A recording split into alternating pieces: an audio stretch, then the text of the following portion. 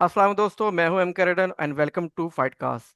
दोस्तों, आज की फाइट कास्ट बड़ी बेहतरीन होने वाली है। आज हमारे साथ काशिफ भाई भी हैं और साथ ही साथ आज की फाइट कास्ट में बात करेंगे अपना क्या कहते हैं सीजन 3 जो आया है, सीजन 3 का जो नया पैच आया टैगिन का, उसके बारे में बात करेंगे। इसके अलावा टैगिन का टूर्नामेंट हुआ है पिछले वीक और इसके साथ ही साथ जैसे हमने लास्ट टाइम कहा था कि हम पिछली पॉडकास्ट में जो सवाल पूछे जाएंगे, हम उसके सवाल के जवाब काशिफ रशीद से भी लेंगे। तो सबसे पहले वेलकम करते हैं काशिफ रशीद को। अस्सलाम वालेकुम काशिफ भाई, कैसे हैं आप? तुम सलाम तारिक, कैसे हैं आप? अल्हम्दुलिल्लाह, मैं बिल्कुल ठीक ठाक हूँ। उम्मीद करता हूँ आप भी सेट होंगे। अल्लाह का शुक्र है, सब तो ठीक ठाक खैरियत से है। अच्छा काशी भाई, सबसे पहले तो हम शुरू करते हैं वो पुराने जो सवालात लोगों ने पूछे थे, तो उससे हम शुरू करते हैं।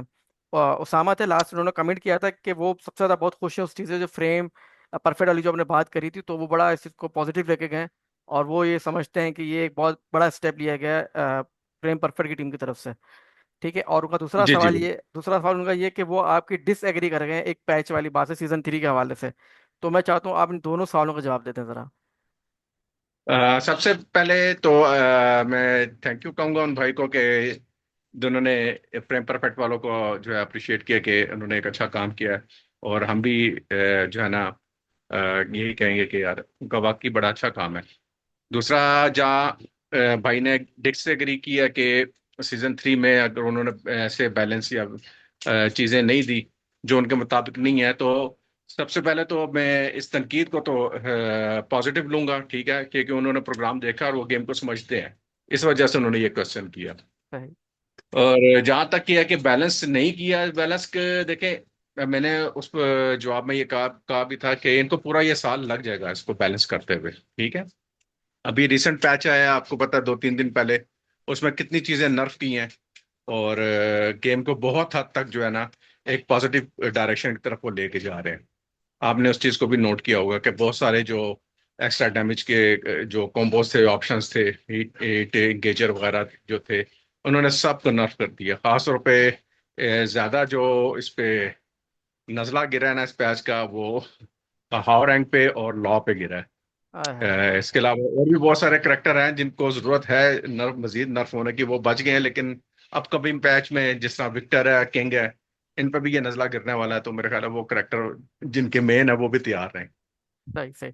आ, सबसे पहले तो काशिफ भाई शुक्रिया कि आपने बड़ा डिटेल में जवाब दिया और मैं उम्मीद करता हूँ उसामा आपको आपके सवालों के जवाब मिल गए होंगे। लेकिन अगर फिर भी कोई सवाल है तो आप इस पॉडकास्ट के कमेंट्स में भी सवाल कर सकते हैं। ठीक है। अच्छा काशिफ भाई, वैसे तो आपने थोड़ा इंट्रो दे ही दिया और मैंने भी सोशल मीडिया इंटरनेट पर काफ़ी सर्च किया है कि जो पैच आया है इस बार, काफ़ी हीट के बारे में मैंने पढ़ा कि हीट वाला जो मोड है वो काफ़ी हद तक नर्फ कर दिया गया है। तो अब आपने जैसे बताया कि लॉ पे बहुत बड़ा फर्क पड़ा, तो अब लॉ जब भी मैं सुनता हूँ तो मेरे जहन में एक ही नाम आता है, कराची से हमजा लॉ। ठीक है, तो मैं आपको क्या लग रहा है कि अब उसको काफी मुश्किलात पेश होंगी और साथ ही साथ आने वाले जो हमारे लड़के हैं, उनके जो लड़के जो करेक्टर से खेल रहे हैं उनके बारे में आप क्या बताएंगे सर? देखिए, आज आस्ता आस्ता सारे जो है ना नर्फ होंगे, जो ओवर पावर्ड, जिनके पास चीजें हैं, मूव्स हैं, ठीक है, जिनके पास ओवर पावर्ड हीट स्मैशें थी, वो उन्होंने नर्फ की हैं। ला को बहुत ज्यादा बहुत जगहों पे एडवांटेजेस थे जिनको उन्होंने नर्फ किया है। और नर्फ इसको नहीं कहना चाहिए, बैलेंस करना चाहिए, क्योंकि पहले पहले वो चीजें जो थी ना, मेरी नजर में वो अनफेयर थी। जिस तरह उसको हीट उसका रिगेन जो था, ठीक है, एक्स्ट्रा उसके जो कॉम्पोज थे, स्कालिश में इतनी दूर तक वो मारता, उसकी रेंज बहुत ज्यादा थी, हार्ड टू पनिश था। क्लोज रेंज पे तो -13 पनिश हो जाता था, लेकिन वो रेंज इतनी से मारते थे कि कोई भी करेक्टर पनिश नहीं कर पाता था। 13 फ्रेम की छोटी सी पनिश थी। तो इस तरह की बहुत सारी चीजें हैं, जिस तरह ड्रैगनॉफ का जो वाइल्ड स्टैंडिंग 1+2 वाला हीट इंगेजर था, पूरा कॉम्पोज पे लगता था शॉर्ट फ्रेम में, यानी कि 12-11 पे निकल आता है और वो पूरा कॉम्बो देता था। वो उन्होंने नर्फ कर दिया। इस तरह अभी कुछ करेक्टर्स जो हैं, जिन पे ये मैंने आपको पहले भी इसका जवाब दिया कि जिन पे अभी ये चीजें आना बाकी हैं, वो भी नर्फ होंगी। कुछ चीजें मैंने बताया आपको, जिस तरह ये पूरा साल लगेगा उनको आस्ता आस्ता छोटे छोटे चीजें नर्फ करने में। तो आई होप कि ये गेम जो है ना वो अब अच्छी डायरेक्शन पे जा रही है। तो काशिफ भाई, आपको क्या लगता है कि और अभी कितने पैचेस की जरूरत है ताकि बाकी जो रिमेनिंग करेक्टर रह गए हैं आपकी नजर में उनको भी आप बैलेंस करना चाहिए? देखिए, पैचेस आते रहेंगे।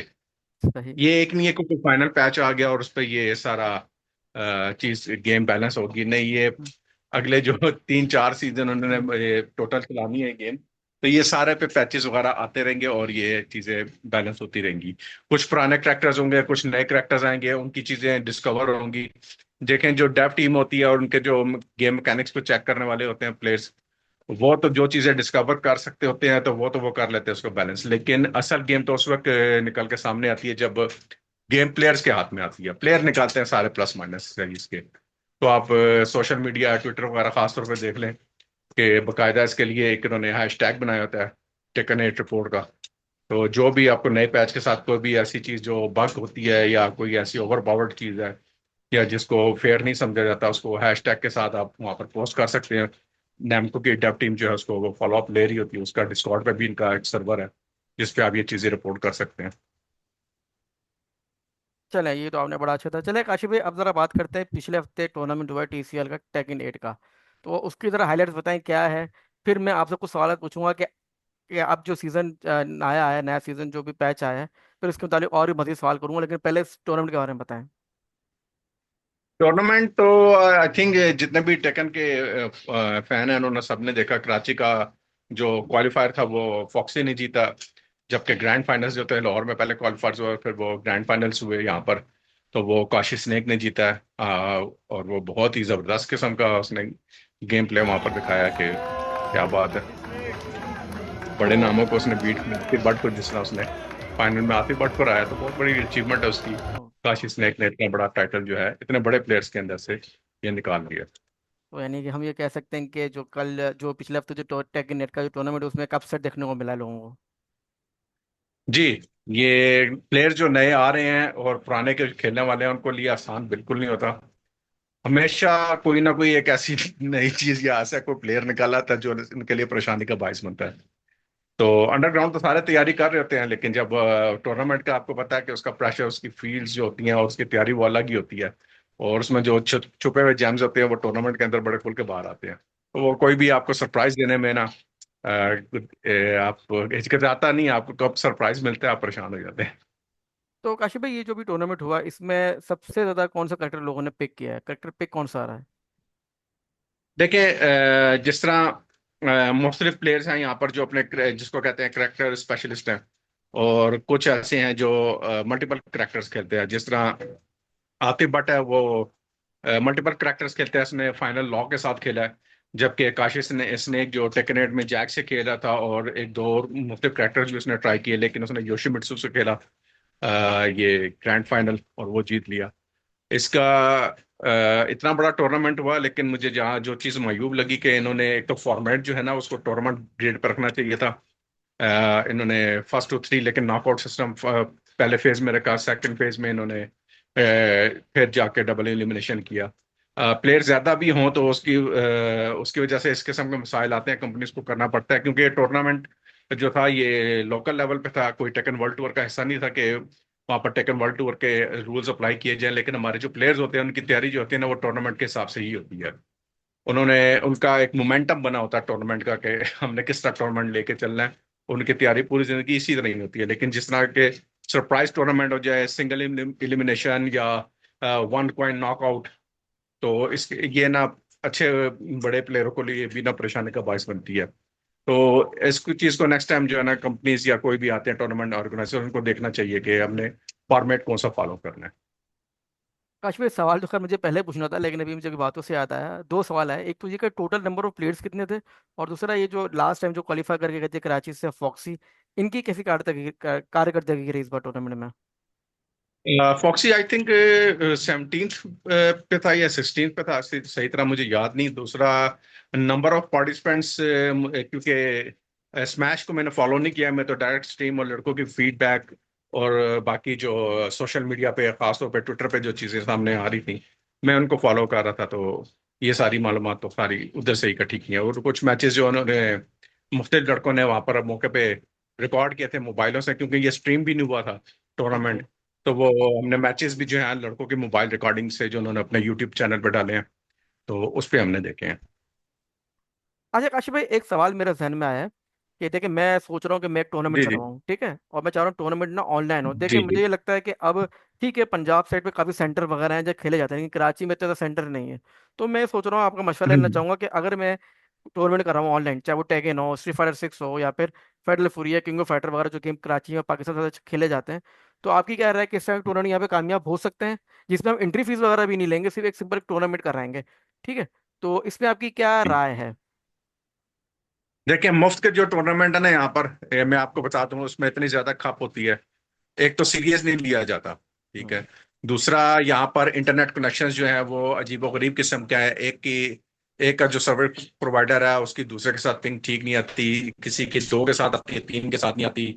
ठीक है, कोई भी मैच अगर कोई फंस जाता है, मेरी आपके साथ अगर रेड पिंग आ रही है और रेड बार्स आ रहे हैं, एक ही शहर में रह के खेल रहे हैं, लेकिन दो आईएसपी का आपस में कोई कॉन्फ्लिक्ट है या कोई मसला है। हमने पीटीएल पीटीएस के नाम से दो इवेंट करवाए हैं नैमको की तरफ से, जो स्पॉन्सर्ड थे पाकिस्तान टेकन शो के। तो उसमें शदीद तरीन हमने मुश्किलात देखी। और आपको पता है कि फाइनल का जो एक मैच था, उसको कराने में हमें 1.5 से 1.5 घंटा लग गया। तो और फिर कोई भी किसी के पास भी टूर्नामेंट में वो वेट नहीं करता कि जी आप, मेरा अगर ओपोनेंट नहीं आ रहा तो मैं तो वेट नहीं कर सकता। और फिर ऑनलाइन टूर्नामेंट में यही होता है कि रजिस्टर करवाया हुआ है, एक की लाइट चलेगी, एक का इंटरनेट बंद हो गया, ठीक है। और दोनों का टाइम मैच नहीं हो रहा, या किसी किस्म का कोई मसला आ गया, मैं 5 मिनट में आ रहा हूँ, 10 मिनट में आ रहा हूँ। फिर ये मुख्तलिफ ग्रुपों में या सोशल मीडिया में बैशिंग शुरू हो जाती है आपके ऊपर, ये देखे इसने 5 मिनट इंतजार नहीं किया, मैं आ रहा था, मुझे यहाँ से निकाल दिया इन्होंने, टूर्नामेंट्स में लूजर में डाल दिया। इस किस्म के ना बेतहाशा मसाइल होते हैं। ये रियलिटीज हैं जो हमने जो है ना फेस की हुई हैं। तो मैं तो पाकिस्तान में कम अज कम पाकिस्तान की हद तक की बात करूँ कि ऑनलाइन टूर्नामेंट्स जो है ना वो हेडेक है। चले ये बात ऑफलाइन तो, टूर्नामेंट में जी देख काशिफ भाई, यहाँ तक तो बात आपकी मुझे समझ में आ गई कि ठीक है कि लाइट का मसला आ जाता है, कुछ देर के लिए ये भी हम मान लेते हैं कि कई बार हमारा क्या कहते हैं इंटरनेट का इशू भी आ जाता है।